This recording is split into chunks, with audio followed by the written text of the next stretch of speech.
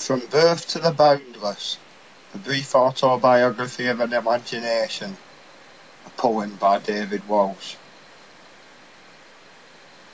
In the beginning there was darkness, like unto a womb, and nothingness containing it within it the potentiality of all and everything, from birth to the tomb. The darkness began to pulse and throb all around the embryonic world which within it began to emerge, from fleeting feelings at first until it erupted in a creative surge, a spontaneous act of creation that became the world the Gnostics called the demiurge. An unexpected incident with imperfection inherent in everything it now regrets, the world we now know that's still the best we've yet met. From the beginning the darkness pervaded throughout it entire, from its first misty and murky memories to its burning in everlasting fire, seemingly predestined to die in a darkness more dire than that by which it was beget, damned there forevers in horrors horrendous it would never forget. Lost in the labyrinthine abyss which it reasoned into reality, unable as it desires to return to that total darkness due to its duality.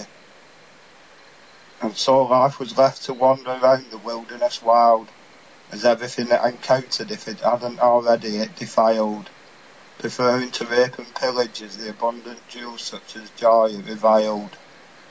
Yet in such treasures that it disdained for others better hid, were the secrets that could its own desire for darkness from it rid. And so it was in deepest hell, where love was born and shall forever dwell.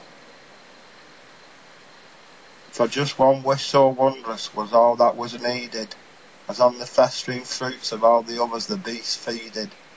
And such a one was forewished, and instantly the total despair receded. And then, eventually, off into eternal life in paradise we all proceeded.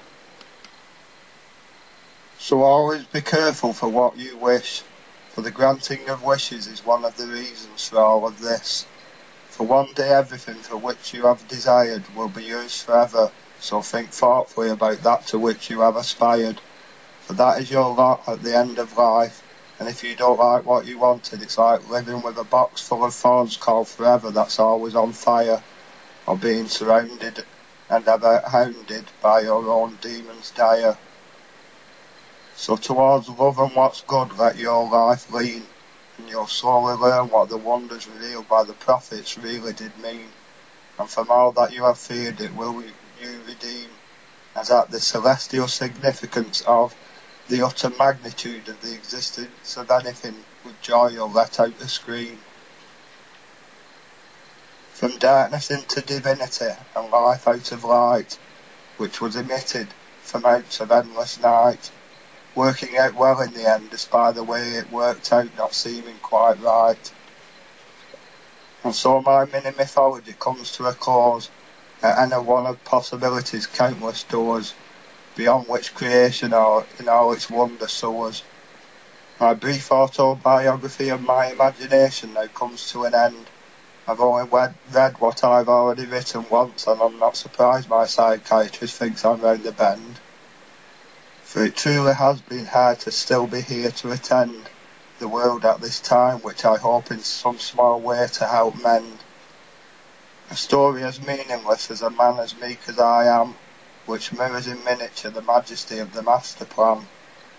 But what if any lesson from this sorry tale have I learnt, except that if you play with fire you get burnt? Well, it would have to be that which an angel in eternity with certainty assured to me, that no matter what happens in the future, however hard it gets, one day all and everything will be fine forever and free.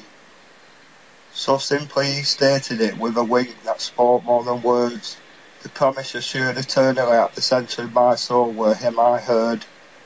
In my heart I have held it firm ever since, and as promised it's got me through many a tight pinch. So hopefully with at least a little hope now I leave you as I go down to lie, certain I'll soon get to sleep, but after all of this still convinced I'll never die. Hyperdimensional immortality is the term Ricky my cockatiel at the time for it coined. In the splendours of its secrets one day will be rejoined. So please take freely from this anything you comprehend, if there is anything you too treasured from which you've been torn.